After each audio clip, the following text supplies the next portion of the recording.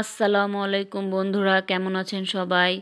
আশা করি আপনারা সবাই আল্লাহর অশেষ রহমতে ভালো আছেন। আপনারা যে যেখান থেকে আমার এই ভিডিওটা দেখতেছেন আপনাদের জানাই অসংখ্য ধন্যবাদ। আপনারা ভিডিওটি দেখার আগে লাইক দিয়ে প্লিজ দেখা শুরু করবেন। আর বন্ধুরা দেখেন, এখানে আমি আজকে কি রান্না করব। পাট শাক কেটে ধুয়ে পরিষ্কার করে নিয়েছি, পাট শাক ভাজি করব। আর এখানে পুঁই শাক কেটে নিয়েছি, পুঁই শাক দিয়ে কই মাছ রান্না করব। তো পুঁই শাকগুলো আমি ছোট ছোট করে টুকরো করে কেটে নিচ্ছি। আর এখানে বেশ কিছুটা কাঁচামরিচ নিয়ে নিচ্ছি।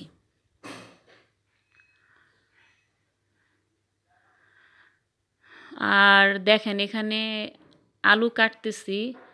এখানে আমি আলু ভাজি করব, অল্প করে আর কি আলু ভাজি করব। আর এই যে দেখেন, এখানে বন্ধুরা কই মাছটাকে হলুদ মরিচ লবণ দিয়ে আমি একটু ভেজে নিতেছি, হালকা করে আর কি ভেজে নিব। এই কই মাছটা দিয়ে আমি আজকে পুঁই শাক রান্না করব। আপনারা যারা এখনও আমার চ্যানেলটি সাবস্ক্রাইব করেননি প্লিজ আমার চ্যানেলটি সাবস্ক্রাইব করে আমার পাশে থাকবেন। আর আমার রান্নাগুলো আপনারা প্রতিদিন দেখতে চাইলে সাথে থাকা বেল বাটনটি অন করে রাখবেন, তাহলেই হবে। আর এখানে চুলার জালটা জ্বালানো হয়েছে। এখানে পরিমাণ মতো তেল দিয়ে পেঁয়াজ কুচি কাঁচামরিচ কুচি দেয়া হয়েছে। আর এখানে দেখেন পরিমাণ মতো মশলা দিয়ে মশলাটা কষানো হইতেছে। হলুদের গুঁড়া, মরিচের গুঁড়া, আদা রসুন বাটা, লবণ দিয়ে মশলাটা কষানোর পর এখন পুঁই শাকগুলো দিয়ে দিতেছে। এখন পুঁই শাকটা ভালো করে নাড়াচাড়া দিয়ে দিল। এখন ঢাকনা দিয়ে ঢেকে দিবে।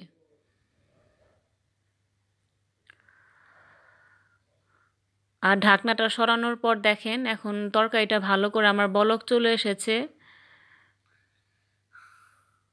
একটু নাড়াচাড়া দিতেছে।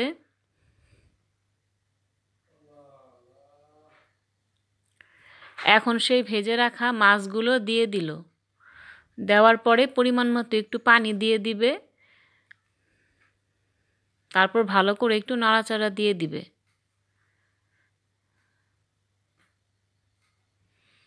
তো আপনারা যারা এখনও আমার চ্যানেলটি সাবস্ক্রাইব করেননি প্লিজ আমার চ্যানেলটি সাবস্ক্রাইব করে প্লিজ আমার পাশে থাকবেন।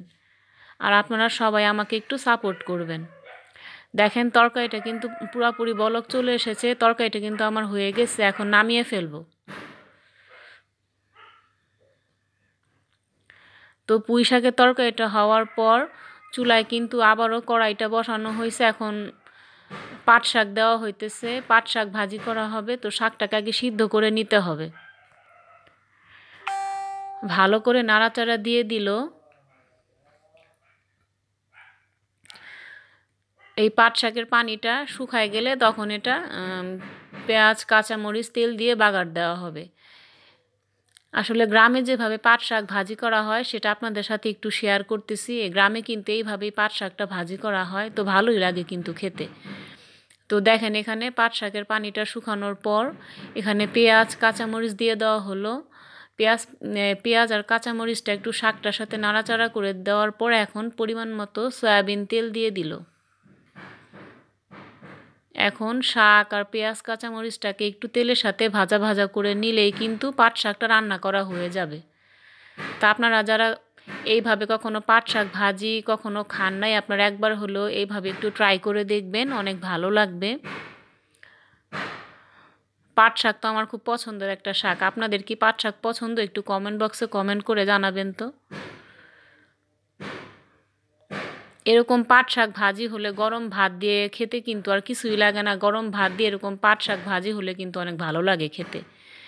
তো পাট শাক ভাজি হওয়ার পরে এখানে চুলায় কিন্তু আবারও পেঁয়াজ আর কাঁচামরিচ কুচি দেওয়া হয়েছে, একটু সয়াবিন তেল দেওয়া হয়েছে। আর আমি যে আলু কুচি করে নিয়েছিলাম আলু ভাজি করার জন্য, তো সেই কেটে রাখা আলুর ভিতরে হলুদের গুঁড়া, মরিচের গুঁড়া, আদা রসুন বাটা আর একটু লবণ দেওয়া হলো। আর ভালো করে দেখেন এখন নাড়াচাড়া দিয়ে দিল। আলু ভাজিটা দেখেন ভালো করে নাড়াচাড়া দিয়ে দিল। এই আলু ভাজিটার একটা গোপন টিপস হচ্ছে, আলুগুলো যখন আমরা ছিলার পর কিন্তু এটা ধুয়ে নিতে হবে। ধোয়ার পরে আলুগুলো কুচি করে নিতে হবে, কিন্তু আলু কুচি করে কিন্তু পানি দিয়ে ধোয়া যাবে না, তাহলে কিন্তু এই আলু ভাজিটা কখনো টেস্টি হবে না। তো আপনারা যারা এইভাবে কখনো আলু ভাজি খান নাই, আপনারা একবার হলেও ট্রাই করে দেখবেন, অনেক ভালো লাগবে। দেখেন আলু ভাজিটা কিন্তু আমার একদম আঠালো হয়ে গেছে। এই ভাজিটা গরম ভাত, রুটি, পরোটার সাথে কিন্তু অনেক ভালো লাগবে। তো আপনাদের জানে অনেক ধন্যবাদ ভিডিওটি দেখার জন্য। আপনারা সবাই সুস্থ থাকবেন, ভালো থাকবেন। আসসালামু